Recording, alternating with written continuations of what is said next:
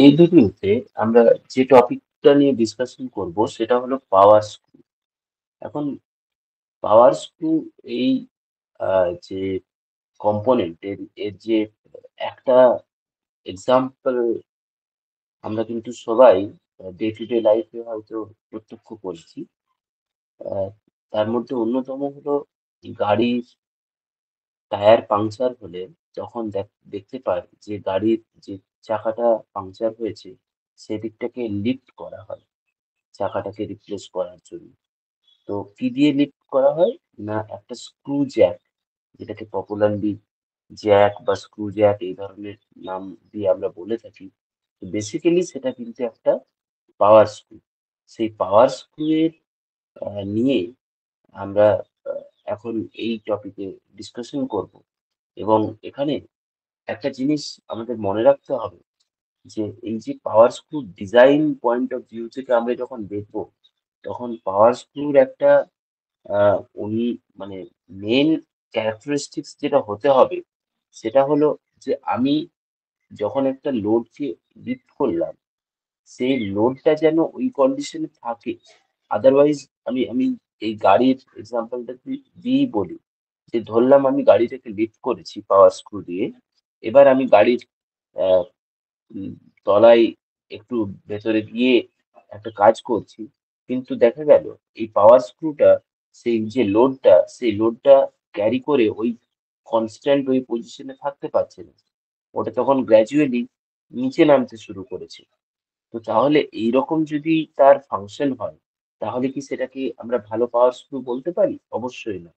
তার মানে এখানে একটা টার্ম আমার ইন্ট্রোডিউস করতে সহজ হবে, যেটা হলো কিনা আহ, বলতে পারি যে সেলফ লকিং পাওয়ার স্ক্রু।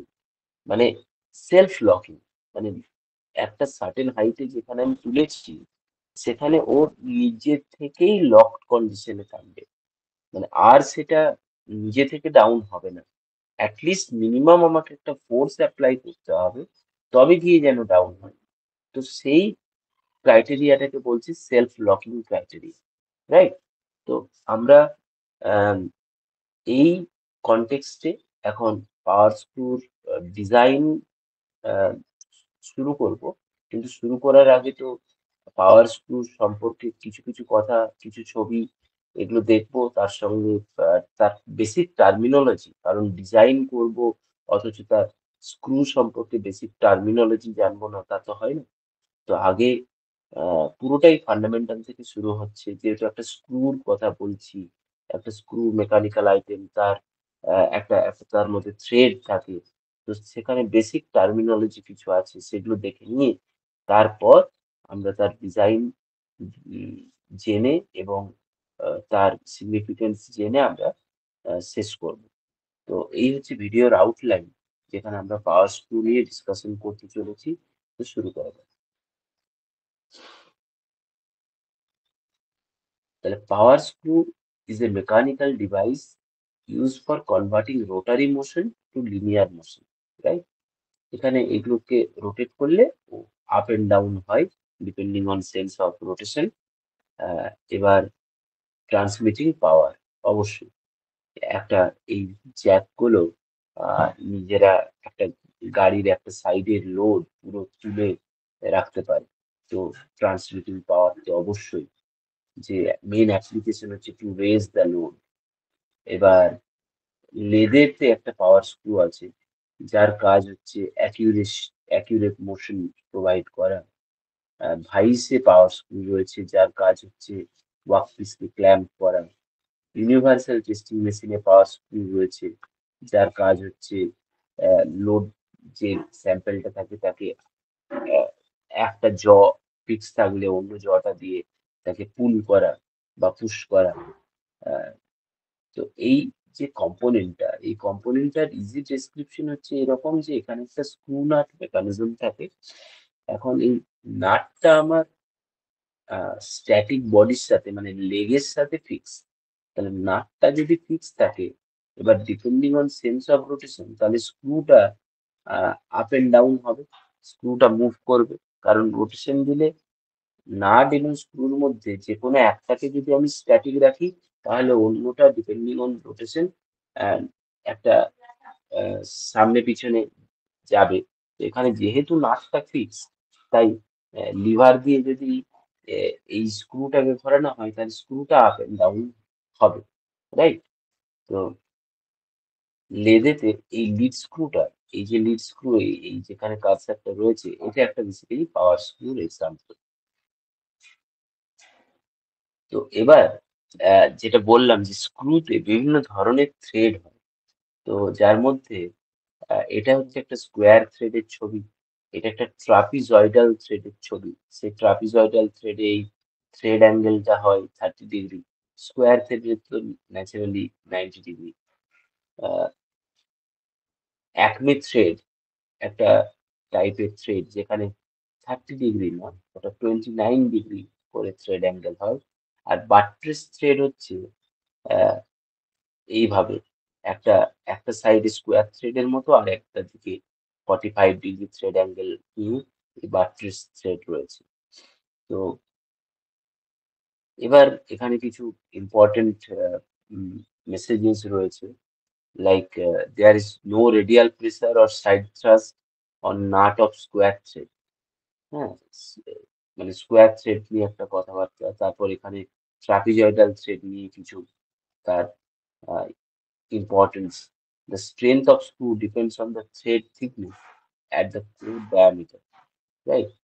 মানে কতটা থ্রেডটা লোড বিয়ারিং ক্যাপাসিটি থাকবে সেটা ডিপেন্ড করবে থ্রেডটার এই কোর ডায়ামিটার যেখানে রয়েছে সেখানে তার থিকনেস এর উপর। Does have load carrying capacity of square thread is less than trapezoidal thread, right? তো মানে আমি যদি ট্রাপিজয়েডাল থ্রেড আর স্কোয়ার থ্রেড দেখি, তাহলে এই যে P/2, এই যে থিকনেসটা, এই থিকনেসের এখানে এটা তো লিনিয়ার লাইন, আর এটা তো স্ল্যান্টেড। তাহলে এখানে এই স্ল্যান্টেড ফেসটা বেশি রয়েছে, তো যার জন্য ওখানে আহ, আমার লোড ক্যারিং ক্যাপাসিটিটা বেশি।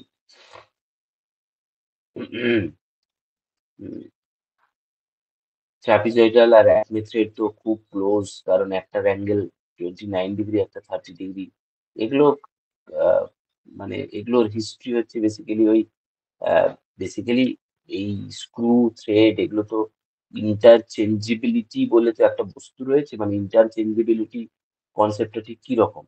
ইন্টারচেঞ্জেবিলিটি হচ্ছে যদি খুব সহজ একটা এক্সাম্পল দিই, যে আমরা আহ, যে মানে কি বলবো, ডে টু ডে লাইফে যে ইউজ করি, মানে হাওয়াই চপ্পল ইউজ করি, সেই হাওয়াই চপ্পলের যদি এখন কোনোভাবে যে ফিতেটা থাকে সেই ফিতেটা যদি ছিঁড়ে যায়, তাহলে আমরা উম, সেটাকে যদি রিপ্লেস করতে চাই, তাহলে সেই দোকানে মানে আমরা কোবলারের কাছে গিয়ে বা দোকানে গিয়ে কি বলি, যে যেটা জুতোর নাম্বার, সেই নাম্বারে অন্য আর এক জোড়া ফিতে দিতে, তারপর সেগুলোকে রিপ্লেস করে দেওয়া হয়। তার মানে কি এইরকম তো নয় যে ওই ফিতে জোড়া ওই জুতোর জন্যই স্পেসিফিক্যালি ডিজাইন হয়েছিল, এরকম তো নয়। অটোমোবাইলের যদি আমি এক্সাম্পল দিই, যেমন আমার কাছে আজকে যদি একটা XYZ যে কোনো কোম্পানির গাড়ি থাকুক না কেন, তার কোনো একটা হেডলাইট বা কোনো একটা কম্পোনেন্ট, সাইড মিরর কোনো একটা ড্যামেজ হয়েছে, তো সেটাকে যদি আমি রিপ্লেস করতে শোরুমেতে যাই, তো তাহলে তো শোরুম থেকে সিমিলার মডেলের একটা লাইট এনে বা সাইড মিরর এনে লাগিয়ে দেবে। তো তার মানে বেসিক্যালি যে প্রোডাক্ট গুলো রয়েছে সেগুলো হচ্ছে ইন্টারচেঞ্জেবল প্রোডাক্ট। তো সিমিলারলি স্ক্রু থ্রেড এই ধরনের জিনিসগুলো এগুলো হচ্ছে যে ওয়াইডলি ইউজ মেকানিক্যাল কম্পোনেন্টস, বিভিন্ন জায়গায় তার অ্যাপ্লিকেশন। তো সেই জিনিসগুলো ইন্টারচেঞ্জেবল হতেই হবে। এবার ব্রিটিশ এবং আমেরিকান স্ট্যান্ডার্ড এগুলো হিস্টোরিক্যাল কারণেই হোক, এদের মধ্যে একটা সবসময় আহ, টাসেল তো রয়েইছে আর কি। মানে কেউ যদি ইঞ্জিনিয়ারিং ড্রয়িং এ ফার্স্ট অ্যাঙ্গেল প্রজেকশন ইউজ করছে, তো অন্যজন থার্ড অ্যাঙ্গেল প্রজেকশন ইউজ করছে। যদিও একটা থেকে অন্যটাতে কনভার্ট করা যায়, বাট তবুও আহ, একই জিনিস কেউ ইউজ করছে না। কেউ ফার্স্ট অ্যাঙ্গেল তো কেউ থার্ড অ্যাঙ্গেল। সিমিলারলি এখানেও থ্রেড অ্যাঙ্গেলেতে কেউ 30 ডিগ্রি থ্রেড অ্যাঙ্গেল ইউজ করছে তো কেউ 29 ডিগ্রি। মানে এর মধ্যে বিশাল কিছু আর অন্য পার্থক্য নেই। কারণ হচ্ছে যে 29 ডিগ্রি আর 30 ডিগ্রির মধ্যে লোড ক্যারিং ক্যাপাসিটি বা অন্য কিছু তো খুব বিশাল পার্থক্য হবে না। কিন্তু এগুলো হচ্ছে যে এই জন্য যে এই 30 ডিগ্রি থ্রেড অ্যাঙ্গেলের যে স্ক্রুটা সেটা নিশ্চয়ই 29 ডিগ্রি থ্রেড অ্যাঙ্গেলের যে নাট আছে মানে সেখানে তো আর ফিট হবে না। তো সেই ইন্টারচেঞ্জেবিলিটির ইস্যুর জন্য এরা মানে ব্রিটিশ এবং আমেরিকার যে স্ট্যান্ডার্ডস গুলো এগুলো আহ, একটু ওলটপালট হয়ে থাকে। এবার টার্মিনোলজি অফ পাওয়ার স্ক্রু, এখানে আমরা দেখতে পারি যে পিচ কাকে বলে।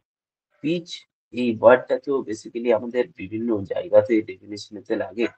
পিচ হচ্ছে যে একটা কমপ্লিট রোটেশন হলে একটা থ্রেডেতে আমি ছিলাম হয়তো এই জায়গাতে, একটা কমপ্লিট রোটেশন হলে পরে যে জায়গায় এসে পৌঁছাবো তো সেটা হচ্ছে যে যে ডিস্টেন্সটা আমি এগিয়ে যাব তাকে বলবো পিচ। ঠিক আছে? তো একটা কমপ্লিট রোটেশনে জাস্ট মানে করসপন্ডিং টু অ্যাডজাসেন্ট মানে অ্যাডজাসেন্ট থ্রেডের ঠিক করসপন্ডিং পয়েন্টকে বলবো, তার মধ্যে লিনিয়ার ডিস্টেন্সটাকে বলবো পিচ। যেটা আমি বললাম যে এগিয়ে যাওয়ার ঘটনাটা সেটা যদি সিঙ্গেল স্টার্ট থ্রেড হয়, সিঙ্গেল স্টার্ট এই একটা নতুন ওয়ার্ড আমি এখানে বলছি, সেটা এই যে এরকম এসটিআরটি সিঙ্গেল স্টার্ট থ্রেড, তখন আহ, কি হবে না একটা একটা কমপ্লিট সার্কুলেশনে আমি ইকুয়াল টু পিচ এই লেন্থটাই এগিয়ে যাব। কিন্তু এটাই যদি ডাবল স্টার্ট থ্রেড হয় বা ট্রিপল স্টার থ্রেড হয় তাহলে কিন্তু একটা রোটেশনে ডাবল দ্য পিচ বা ট্রিপল দ্য পিচ, মানে 3 টাইমস দ্য পিচ এই লেন্থ এগিয়ে যাবে। রাইট? যেমন এর একটা ভালো এক্সাম্পল হচ্ছে উম, মানে আমাদের আহ, জলের বোতলের ঢাকনা।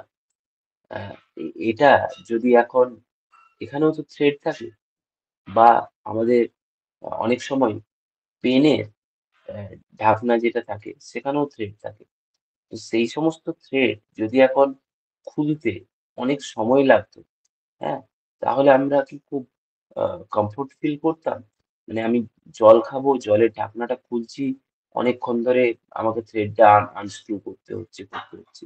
তো এখানে বেসিক্যালি এই সমস্ত জায়গাতে মাল্টিপল স্টার থ্রেড দেওয়া থাকে।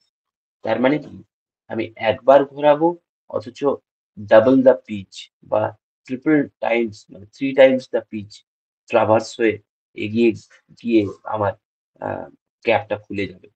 তো সেটাই, তাহলে কি না সময়টা কম লাগবে। তো সেটাই হচ্ছে মাল্টিপল স্টার থ্রেডের ইম্পর্টেন্স। আচ্ছা, এবার চলে আসি নমিনাল ডায়ামিটার এবং কোর ডায়ামিটার। নমিনাল ডায়ামিটার হচ্ছে largest diameter of the screw, আর কোর ডায়ামিটার হচ্ছে আহ, মানে এই যে যেটা বেসিক কোরটা সেটা হচ্ছে ডিসি, আর নমিনাল ডায়ামিটার হচ্ছে এই ডিটা, আর তাদের বি আর ডিসির যে অ্যাভারেজ সেটা হচ্ছে মিন ডায়ামিটার, দ্যাট ইজ বিএম। তো আমরা এখন ডেজিগনেশন অফ থ্রেড, এটা খুব ইম্পর্টেন্ট। এখানে আহ, একটা থ্রেডকে যদি এসকিউ 30x6 এইরকম ভাবে লিখি তার মানে কি না এটা একটা single start square thread, SQ মানে স্কোয়ার, আর যার নমিনাল ডায়ামিটার তার মানে ম্যাক্সিমাম ডায়ামিটারটা হচ্ছে 30 মিলিমিটার এবং 6 মিলিমিটার পিচ। কিন্তু যদি এটাকে এইভাবে লেখা থাকে যে টিআর মানে ট্রাপিজয়েডাল থ্রেড 40, তার মানে নমিনাল ডায়ামিটার 40 মিলিমিটার, 14 ইন্টু মানে ব্র্যাকেটে P7 মানে পিচ হচ্ছে 7, কিন্তু লিড মানে যতটা এগিয়ে যায় সেটা হচ্ছে একবার রোটেশনে সেটা হচ্ছে 14 মিলিমিটার। তার মানে এটা বেসিক্যালি ডাবল স্টার থ্রেড, কারণ পিচ যখন 7 আর লিড যখন 14, তার মানে একবার রোটেশনে ও 14 মিলিমিটার এগিয়ে যায়, মানে হচ্ছে ডাবল স্টার থ্রেড। এবার আসা যাক যে একটা থ্রেডের এবার ডিজাইন পয়েন্ট অফ ভিউতে যদি আমি আসি, তাহলে দেখতে পাচ্ছি যে একটা কমপ্লিট রোটেশনে সে যদি এল ডিস্টেন্স এগিয়ে যায়, তাহলে আমি ভাবতে পারি যে আহ, যদি ফ্রন্ট ভিউ এবং টপ ভিউ দেখি যে এই থ্রেডটার উপরে ডাব্লিউ অ্যামাউন্টের লোড রয়েছে। থ্রেড অ্যাঙ্গেলটা হচ্ছে আলফা। কমপ্লিট রোটেশনে যে লিনিয়ার ডিস্টেন্সটা যাবে সেটা হচ্ছে পাই ইন্টু ডি মিন, মানে মিন ডায়ামিটারটা, যেটা হচ্ছে সারকামফারেন্স।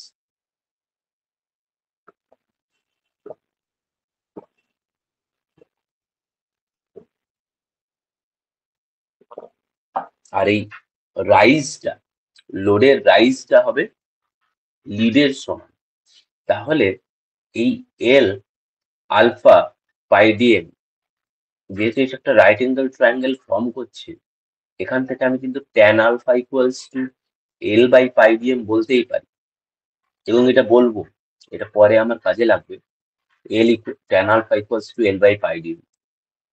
এবার আমি কোন দিকে ফোর্সটা অ্যাপ্লাই করছি তার উপর ডিপেন্ড করে আইদার এটা উঠবে বা নামবে, রাইট? তো হেলিক্স অ্যাঙ্গেলটা হচ্ছে এখানে আলফা। এখন আমার দুটো সিচুয়েশন আমাকে দেখতে হবে, এবং আমরা ডিরাইভ করার চেষ্টা করব যে কতটা টর্ক অ্যাপ্লাই করতে হবে ফর লিফটিং দ্য লোড। একটা লোডকে যদি আমি ডাব্লিউ অ্যামাউন্টের লোডকে যদি তুলতে চাই, তাহলে কতটা আমার টর্ক লাগবে, যদি নামাতে চাই তাহলে কতটা টর্ক লাগবে। তো যখন আমি লোডটাকে তুলতে চাচ্ছি, তখন আমার ফ্রি বডি ডায়াগ্রাম তাহলে কি হবে?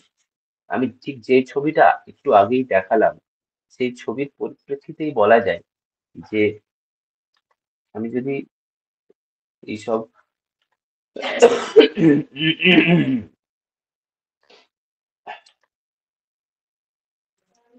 এইটা হচ্ছে তার ফ্রি বডি ডায়াগ্রাম, কিন্তু এই এই যে ছবিটা দেখালাম, এটা বেসিক্যালি রাইজিং দ্য লোড করছে। লোড ডাব্লিউটা ওখানে অ্যাপ্লাইড রয়েছে, লোড ডাব্লিউ ওখানে স্ক্রুর ওপরে রয়েছে, কিন্তু এর সেন্স অফ রোটেশন যা বলছে তাতে এটা গ্র্যাজুয়ালি ওপর দিকে উঠবে। এবার থ্রেডের ওপরে যদি, তাহলে ডাব্লিউ লোড নিচের দিকে কাজ করছে, পি এদিকে আমার অ্যাপ্লাইড হচ্ছে, এই যে এখানে এই ডাইরেকশনে পি ফোর্স দিচ্ছি, তাহলে এটা আস্তে আস্তে স্ক্রুটা ওপর দিকে উঠছে, তাহলে ফ্রিকশনাল ফোর্স নিচের দিকে কাজ করছে, দ্যাট ইজ মিউ এন, আর এটা হচ্ছে normal reaction helix angle alpha.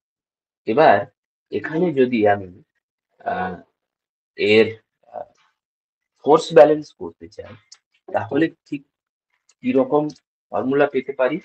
মানে ফোর্স ব্যালেন্স যদি করতে চাই, খুব ইজিলি আমি দেখতে পাবো যে এই অ্যাঙ্গেলটা যদি আলফা হয়ে থাকে, হেলিক্স অ্যাঙ্গেলটা, তাহলে এখানে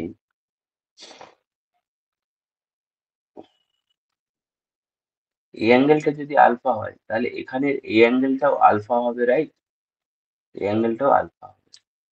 এবার আমি হরাইজন্টাল আর ভার্টিক্যাল ফোর্স গুলোকে, এখানে এটা 90 ডিগ্রি, তাহলে এইটা 90 মাইনাস আলফা হবে, এটা 90 মাইনাস আলফা। এই সারফেসের রেসপেক্টে এটা 90 ডিগ্রি, এটা 90 মাইনাস আলফা, এটা 90। কি আর কি করা যেতে পারে? আমি চাইবো যে ফোর্স গুলোকে এক্স অ্যাক্সিস আর ওয়াই অ্যাক্সিসে ভাঙতে, এই তো আমার টার্গেট। তাহলে আমার এই অ্যাঙ্গেলটা দরকার, অ্যাঙ্গেলটা অবশ্যই আলফা, কারণ এটা অল্টারনেট অ্যাঙ্গেল। আচ্ছা, এটার সঙ্গে এটা 90, মানে এই অ্যাঙ্গেলটা 90 মাইনাস আলফা, তার মানে এই অ্যাঙ্গেলটাও আলফা, রাইট? তাহলে এখন সিচুয়েশনটা দাঁড়ালো যে এই এন এই এনটা পিটা তো পজিটিভ এক্স অ্যাক্সিসে, ডাব্লিউটা নেগেটিভ ওয়াই অ্যাক্সিসে। মিউ এন এর এদিকে কম্পোনেন্ট হচ্ছে মিউ এন কস আলফা, আর নিচের দিকে কম্পোনেন্ট হচ্ছে মিউ এন সাইন আলফা। আর এনটা এই এন এর ওপর দিকে কম্পোনেন্ট হচ্ছে এন কস আলফা, আর এদিকে কম্পোনেন্ট হচ্ছে এন সাইন আলফা। তাহলে ফোর্স ব্যালেন্স করে ফাইনালি কি দাঁড়ালো না, পি সমান এক্স অ্যাক্সিসে P, that is N cos alpha, sorry N sine alpha, কারণ পি এদিকে আছে, আর এদিকে হচ্ছে লিখেছি N sine alpha plus mu N cos alpha, যেখানে ডাব্লুটা নিচের দিকে আছে, তার সাথে অ্যাড আছে মিউ এন সাইন আলফা, সেটাকে মাইনাস করে ওদিকে লিখবো N cos alpha minus mu N sine alpha. আমি একটু জাস্ট বইয়ের থেকে কনফার্ম করে নিই, কারণ এখানে যদি দেখি এখানেও একই জিনিস আমি দেখতে পাচ্ছি, রাইট?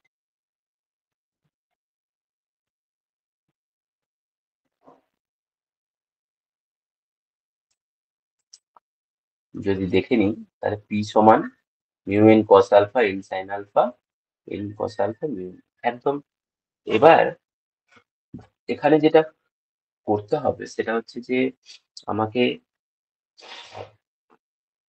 এই পি, এই ফোর্সটাকে একটা আহ, অন্য টার্মে এক্সপ্রেস করতে হবে। তার জন্য এই পি বাই ডাব্লিউ এই রেশিওটাকে ক্যালকুলেট করতে হবে। তো পি বাই ডাব্লিউ যেটা, তাহলে এখানে যেগুলো ফর্মুলাগুলো লেখা হয়েছে সেগুলোই হবে। প্রথমত এন কমন যাবে, রাইট? আর এই ধরনের অঙ্ক থাকলেই আমাদের যেটা ইচ্ছা করে যে ট্রিগোনোমেট্রিতে আমরা ক্লাস 11 থেকেই শিখে এসেছি, যে আমি যদি এখানে মানে সাইন আলফা এই কস আলফা দিয়ে প্রত্যেকটা টার্মকে ডিভাইড করে দিই, প্রথমত এন ক্যান্সেল আউট হচ্ছে,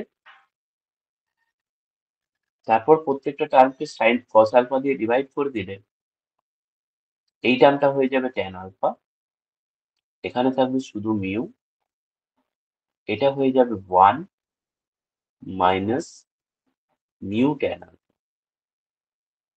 এবার এই মিউটাকে যদি আমি মানে কোএফিসিয়েন্ট অফ ফ্রিকশন, এটাকে যদি অ্যাঙ্গেল অফ রিপোজের কনসেপ্ট দিয়ে আমি রিপ্লেস করি, অ্যাঙ্গেল অফ রিপোজ কি জিনিস? অ্যাঙ্গেল অফ রিপোজ হচ্ছে এরকম যে এটা ফ্রিকশন চ্যাপ্টারের একটা কনসেপ্ট। আমার হাতে যে স্টাইলাসটা রয়েছে, এই স্টাইলাসটা আমি হরাইজন্টালি যদি রাখি এইভাবে, তাহলে এর উপরে যদি বডি একটা রেখে দিই, সেটা এর উপরে এভাবেই থেকে যাবে। কিন্তু এটাকে যদি আস্তে আস্তে আমি স্ল্যান্টেড করতে থাকি,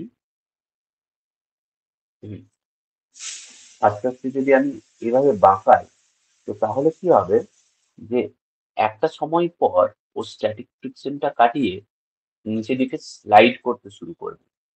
যেই অ্যাঙ্গেলেতে ওটা এইরকম ভাবে পড়তে শুরু করলো তাকে বলে ক্রিটিক্যাল অ্যাঙ্গেল বা অ্যাঙ্গেল অফ রিপোজ। সেই অ্যাঙ্গেলটা যদি নিজে থেকেই পড়তে শুরু করবে due to its self weight, তো সেই অ্যাঙ্গেলটা যদি এখন ফাই হয়ে থাকে, তাহলে এখানেতে আমি যদি ওই ট্যান ফাইটা পুট করি, তাহলে এখানে পি বাই ডাব্লিউ ছিল আগে, তাহলে ডাব্লিউটাকে উপরে মাল্টিপ্লাই করা হয়েছে, তখন এটা কি হয়ে যাবে না ট্যান আলফা প্লাস ফাই এর একটা ফর্মুলা দাঁড়াচ্ছে। তাহলে ট্যান আলফা প্লাস ফাই এর একটা ফর্মুলা দাঁড়ালো। তাহলে পি ইজ ইকুয়ালস টু এখন W into tan alpha plus phi. এখন টর্ক তাহলে কত লাগছে না, টর্ক যদি আমি ভাবতে চাই তাহলে আমাকে এই ছবিটা আরেকবার দেখতে হয়, যে এখানে এই সেন্টারের অ্যাবাউট টর্ক মানে পি ইন্টু মোমেন্টাম, মোমেন্টামটা কত না ডিএম বাই টু, তাহলে P into DM by two. তার মানে W tan five plus alpha into DM by two, এই হচ্ছে আমার torque required to lift the load. তো এখানে আলফা ফাই এগুলো সবই এটা হেলিক্স অ্যাঙ্গেল, এটা অ্যাঙ্গেল অফ রিপোজ। তো ট্যান অফ এই দুটোর অ্যাডিশন একটা পজিটিভ কোয়ান্টিটি। তাই লোড কখনো স্ক্রুতে এমনি উঠে যাবে না, একটা পজিটিভ মোমেন্ট দিলে তবেই উঠবে, রাইট? তো এবার যদি আমি লোয়ারিং দ্য লোড এই কনসেপ্টটাকে দেখি, তাহলে কোথায় পার্থক্য হবে না, ফোর্সের ডিরেকশনটা উল্টো দিকে হবে, কারণ স্ক্রুটাকে আমাকে উল্টো দিকে ঘোরাতে হবে। এবং যেহেতু লোডটা গ্র্যাজুয়ালি নামবে, তাই নিচের দিকে নামবে, তাই ফ্রিকশন ফোর্সটা উপর দিকে মুভমেন্টটা কাজ করবে। এবার অ্যাকর্ডিংলি এখানে যদি আমি আহ, মানে ওই অ্যাঙ্গেল গুলো নিয়ে নিই, যে এখানের এই অ্যাঙ্গেলটা আলফা হবে পজিটিভ এক্স অ্যাক্সিসের সাথে, কারণ সিমিলার অ্যাঙ্গেল। এখানের এই অ্যাঙ্গেলটা আলফা হবে কারণ এটা অল্টারনেট অ্যাঙ্গেল, একান্তর কোণ। এখানে একটা যদি পারপেন্ডিকুলার টানি, তার সঙ্গে এই অ্যাঙ্গেলটা আলফা হবে। তো তো এইগুলো যখন আমি করে নেব এবং পজিটিভ এক্স অ্যাক্সিস ওয়াই অ্যাক্সিসে রেজলিউশন অফ ফোর্স যখন করে নেব, ফোর্স গুলোকে যখন কম্পোনেন্টে ভেঙে নেব, তখন ঠিক একই মেথডে ফোর্স ব্যালেন্স করলে যেটা দেখবো, যে এখানে এইরকম একটা সিচুয়েশন ক্রিয়েট হচ্ছে যেখানে মিউ মাইনাস ট্যান আলফা এইরকম সিচুয়েশন রয়েছে, এবং সেই অ্যাঙ্গেল অফ রিপোজটা এখানে পুট করলে এটা ট্যান ফাই মাইনাস আলফা এইরকম ফর্মুলাতে আসবে।